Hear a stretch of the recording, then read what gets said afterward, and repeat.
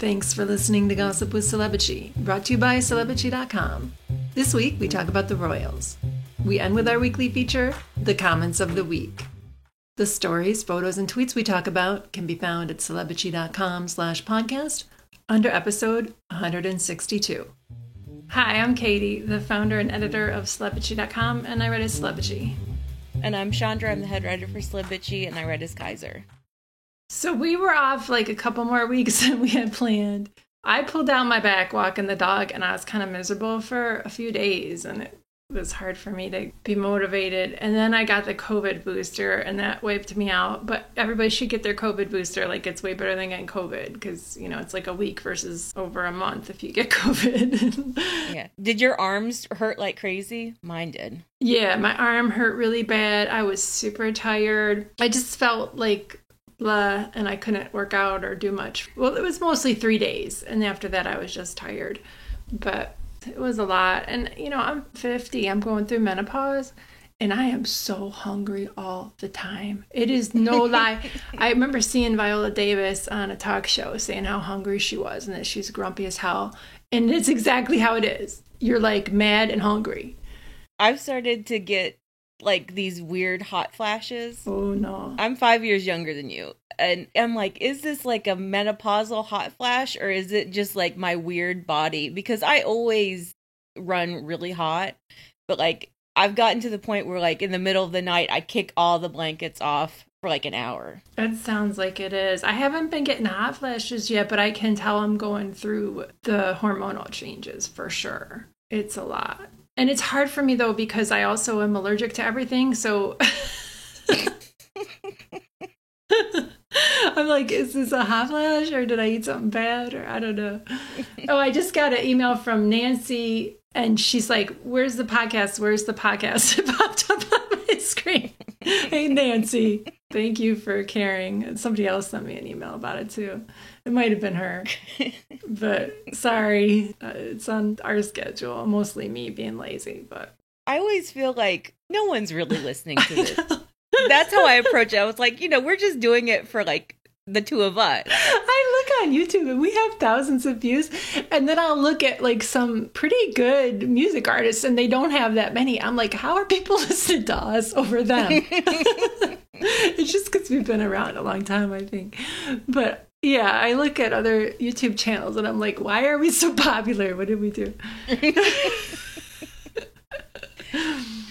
I watched the Netflix docuseries called The Billionaire, the Butler, and the Boyfriend, and it's about the former richest woman in the world. She's since passed away, Lillian Bettencourt. She was the heiress to the L'Oreal fortune, and she was worth like $40 billion or something more than that. It was so good. I highly recommend it. I mean, I haven't watched it, but I remember the stories. I remember the reporting about it. I think Vanity Fair did a series about it. And, like, it was super sketchy. The whole situation. Yeah, it's insane. And I think because it was in French, we didn't get as much of it. But, like, Sarkozy was implicated in it. A bunch of really high-ranking French politicians. She gave her companion, he was, like, a photographer, almost $1 billion. And she's like, okay, it was just chump change to her. It reminds me a little bit about the Spanish woman, the Duchess of Alba. You remember her? Oh, yeah. I remember her. Aw, D-Listed used to post about her all the time. She was so rich and, like, she just didn't give a shit. And she would give money to, like, her little boy toys. Seriously, goals. Well, so I've been thinking about the Duchess of Alba because that woman, that Mexican actress who maybe possibly slept with Prince Frederick of Denmark. So that woman, the Casanova woman, she was the daughter-in-law. Oh, of the Duchess of Alba. Yeah. She learned from the best. She was married to one of Duchess of Alba's sons. So, like, that's why she's really famous in Spain. It's super niche royal gossip, I think. But, like, I'm really into it. I'm really following it. And I think there are hardcore royal gossips that are following it. All right, let's talk about the royals. So a lot happened when we were away. It's all the same stuff that you're used to, but a lot happened. So we're not going to talk really about the Earthshot Awards or the Kenyan royal tour. Like Charles and Camilla went to Kenya, and both of those were just like, wah, wah, wah. And they came one right after the other, and they were both flops. Right. It was super funny how quickly everyone moved on. It was. So Charles had his 75th birthday on November 14th, and there was so much clownery in the press, like leading up to it, after it, and it was all about Harry, of course. And we heard from Roya and Nika at the Times that Charles had invited Harry to his 75th birthday party, but Harry snubbed the invitation. Like, let's just hold on to that for a second, because that is directly related to the Kenyan flop tour for Charles and Camilla. Because they came back on a Friday, and then on Saturday, Roy and Nika published that story in the Times. So it was like so obviously the palace trying to deflect from a Kenyan tour that didn't get a lot of good press. It didn't get a shit ton of like bad press. No. They didn't, stink up the whole area. But it was... It didn't stink up the whole area. But it was so clearly like, okay, now we got Kenya done with, so like, let's go back to focusing on Harry. So that's what that story was. And that happened like right after the Kenyan tour. And then the next day, after they were like, oh, Harry snubbed Charles's birthday invitation, the Archewell spokesperson went on the record and said that Harry hadn't even been invited. Yeah, and so there was no snub. Yeah. The royal reporters after that were like, how dare Harry set the record straight? Yeah, they were so mad at him. And they just skipped over the fact that the palace had clearly lied to the Times. It's insane. Like, they've been doing this same maneuver about Harry and Meghan for so many press cycles and involving so many different events. And so they did it again as to whether Harry would call Charles for his birthday. Like, they said Charles wanted Harry to call him for his birthday. And then supposedly Harry and Meghan called Charles and talked to him. And they sent a little happy birthday video with their kids. So after that, like after they called him, there were these stories about, things are warming between them or thawing or whatever. And then there was another article in the Telegraph claiming that Harry and Meghan were the ones who leaked the story of the call. Like, no, they weren't. No, they weren't. At this point, I think that Harry and Meghan, they're Archewell people, they'll go off the record to confirm or deny a general story. Like, I think they will do that. Like, if People magazine contacts them, or even the Telegraph, I think if someone from the Telegraph called them and said, can you confirm or deny this, they would say yes or no. But the idea that Harry and Meghan are like planting all of these fucked up stories about, Charles then talked to Meghan and then they sent a video. Like, they aren't doing that. Come on, no. Be real. That's all not. Charles. I just want to say, I got some knee-jerk responses to the title to this, which you put the Telegraph, the Sussexes leaked all the birthday phone call stories, 2 exclamation points, right? So it's obviously you're being sarcastic. And I got people on Twitter complaining about the title. Like, read the fucking story. Read the story. No. Reading comprehension is your friend. That's all I'm going to say. No, and I mean, that's been happening to me for a while, although it stopped for a few months, weirdly. But it's going to start happening again because people are mad at Omid Scobie. And just FYI, here at Celebitchy, we're going to cover all of this Omid Scobie stuff. We're going to cover the entire book. We're going to analyze the shit out of it because I think it's going to be really good. It is. We're looking forward to that. But, the whole idea that, if you support Harry and Meghan, you're only going to believe their statements on the record. Be a grown-up. Also, read the story before you complain about it. Exactly. You can tell that the title is sarcastic. And I will say that at least people are ignoring stuff that they don't like. That's more than I can say for the other side. Yeah. Yeah. So, but it's our job to debunk some of this shit. Yeah, reading comprehension is your friend. And just show a modicum of media literacy. Understand how press functions. Understand our roles in it as analyzing and dissecting what's actually happening. We need content every day. Why don't you ignore that story? What are we going to talk about? Tell us nice stories. We do tell nice stories sometimes, but nobody comments on those at all. And even with all of the bad shit that's happening, people just want to talk about Kate. and how much she sucks. So speaking of that, those stories get so many comments.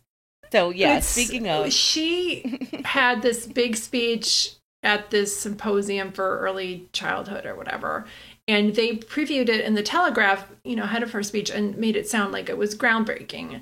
I'm going to quote them. "The Princess 41 will make a landmark speech, billed as the most important she has delivered at a national symposium on early childhood in London on Wednesday." And we saw the speech that they chose, or the segment of the speech that they chose to release on their YouTube channel. It was like 2 minutes. The gist of it was, very basic. Like, early years are important. At one part, she's like, yeah, we were all children once, but most people don't know that early childhood is important. Like, that's pretty much what she said. And I'm not going to excerpt it. If you want to go through that, go ahead, and I'll put the link in this post. But you're exactly right. That's exactly what it is. And that's always what her speeches are about early childhood. It's like, people don't realize that early childhood is really important, but I realize it. She toned down the scaffolding. Remember when she kept talking about scaffolding and stuff? Like, at least she toned it down and it made, like, some superficial sense. Well, now her thing is the golden thread. Everything is the golden thread now. Early childhood is the golden thread. That's some Rumpelstiltskin shit, right? Like... And Kate's early years work is also the golden thread of all of her, It's Emperor's New Clothes. There's no there. She can't even memorize these speeches because they mean nothing and they're not meaningful to her. When you are given a speech about something you know and care about, you can talk about it because you're like, yeah, and you get, no, it's just words. Yeah, it really upsets me how much time, money, effort is just being wasted because she wanted a little busy work project. She wanted to feel big and important. She wanted to have a big project that she could say, here's my landmark speech on my golden thread project. I keep taking screenshots from that Shaping Us claymation video they did because it's so bad. And that was a few months ago. They want us to forget that. It was really creepy. Yeah, it was terrible. Yeah. And she blew through thousands of dollars for that shit. Yeah, that's wild. All right, let's talk about Endgame. So Endgame, we've been talking about it. It's Omid Scobie's new book coming up. And it's called Inside the Royal Family and the Monarchy's Fight for Survival. And that's out on November 28th. Now, his last book, Finding Freedom, came out in August 2020, and that was a huge bestseller. This book is about everything that's happened since the Sussex exit, pretty much, including the Queen's death, more details about the Sussex exit, and the coronation. So it looks good. I'm excited for it. Yeah, just the PR line about the king is unpopular, William is power hungry. Kate doesn't even get a mention. And basically Harry and Meghan, it's obvious to us because we've been following the story, but Harry and Meghan, had to exile themselves and start over in a different country. What this book will do, if Spare didn't do it already, this book will spell out for people, not our audience. Our readers follow and know all this stuff, a lot of this stuff. Some of it is new to us, but it'll spell out to them what really happened, which was incredibly abusive to Harry and Meghan. And it's not even solely Sussex focused. Yeah. I believe that he's going to have some significant exposure of the king and Camilla and William and Kate. Good. Maybe. So Omid did an interview, and there's a cover story now with excerpts from his book on People magazine.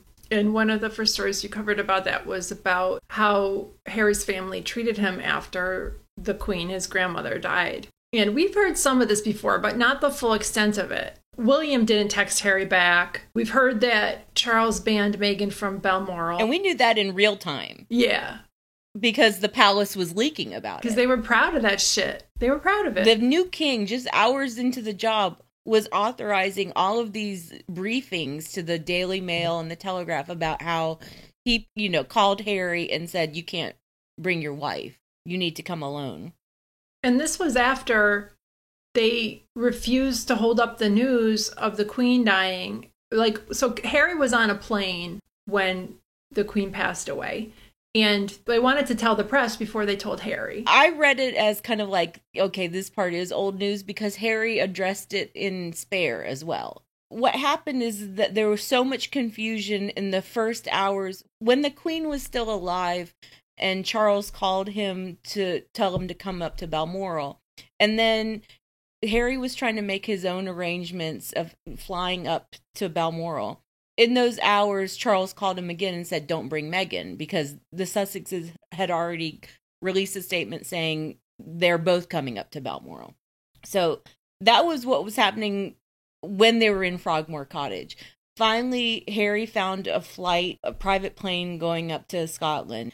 And by the time he got on the plane, the Queen was already dead, but no one had told him. Oh. And then the palace apparently only contacted the Sussex team on the ground at Frogmore Cottage while Harry was on the plane, and no one could get in touch with him. And so the Sussex team was like, please hold the announcement until, you can talk to him or we can talk to him. And the palace did not do that. They released the information on the Queen's death while Harry was in the air, because the plane couldn't land right away because of, turbulence or something.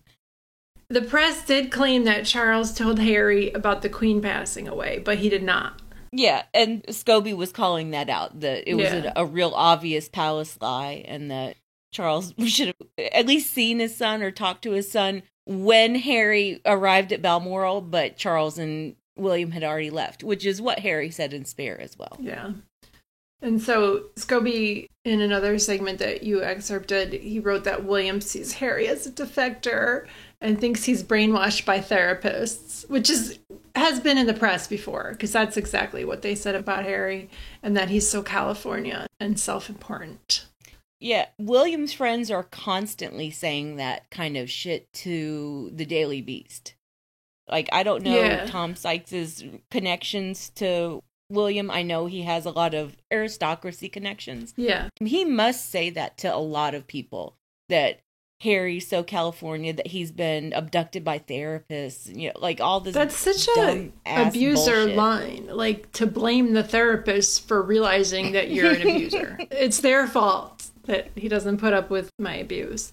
Poor Harry. He really just has a dog shit family. He has a dog shit family, but he's winning now. So, and also Harry still is connected to his father. That's something that's going to be included in Endgame as well. Yeah, I think that was just Scobie making a general statement that Harry and Charles are still somewhat in touch, which I think bothers Camilla. I think there are factions within the King's court.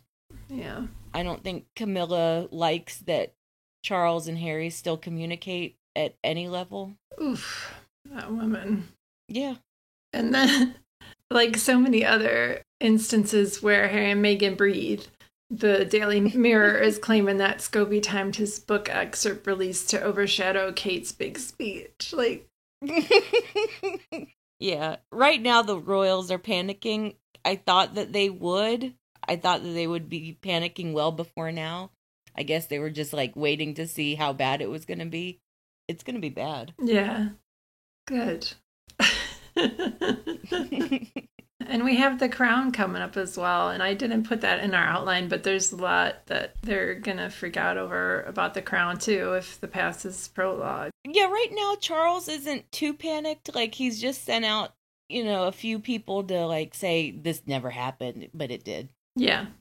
I think it'll be interesting when it gets to the Will and Kate at St. Andrews section. I'm curious about whether or not Peter Morgan has just gone with the cover story there. He probably has. He's probably not going to show William with all the other women. Kate just outlasted him, And they won't show Kate stalking him. They won't show her in what did you do, the little fashion show? Fashion show. Yeah. They'll probably show that, because that's a key part of their whole lore, fucked up love story. Yeah.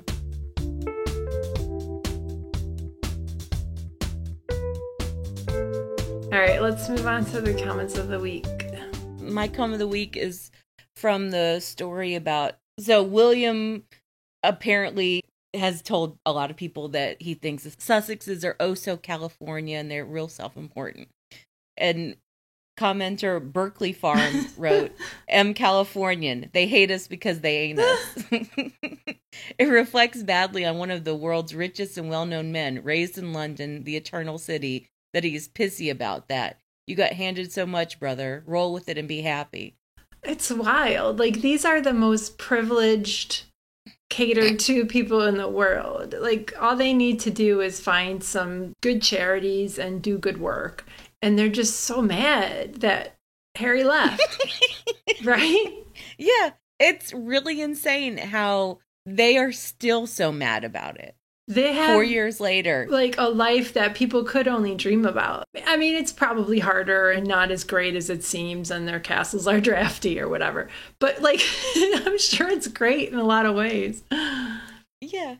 I mean, especially for the heir. William has had everything handed to him on a silver fucking platter, except brains. You know, and graciousness. He's just so abrasive. He can't even be grateful when somebody makes some cupcakes or whatever. He has to be snotty about everything.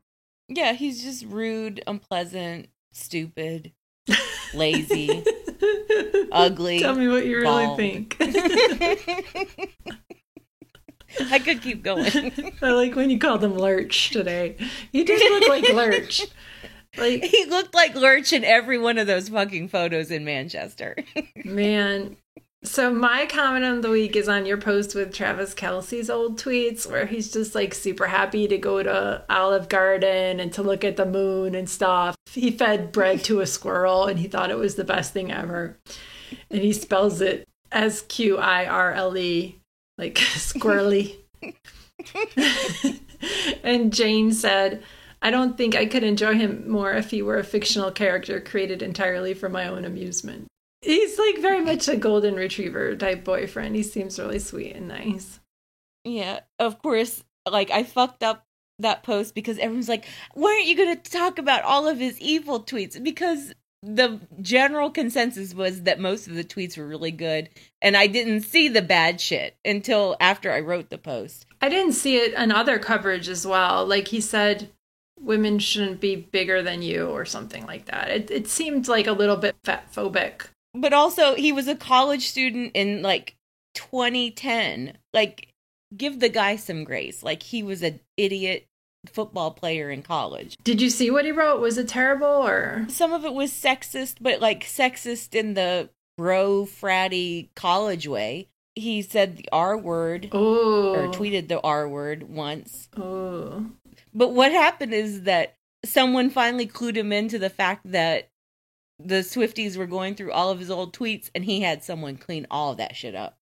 Oh, so we didn't see it until somebody found it and released it later. Yeah, like the Swifties did a deep dive on him months ago. They already saved all of his old tweets. They got screen caps of everything. All right, so yeah, sorry that we missed those, but I don't think you did a bad job with that post. We're not going to get everything every time, you know? He's a football player. I would have thought that his old tweets would have been a lot worse. Yeah. I know the bar is in hell. The bar is pretty low for these guys, yeah. Yeah. Well, and if the bar is Matt Healy, it's on the floor, you know, it's... Exactly. Like, Matt Healy's bullshit was just this year. Yeah, it's pretty bad. Like, there was just this year that he was being a racist dirtbag, and he was, like, doing Nazi salutes. He's that a terrible piece of shit. 2023. And Taylor Swift was ready to, like, you know, be so dickmatized that she didn't even care. You know? All right, well, thanks for listening, bitches. Thanks, bitches.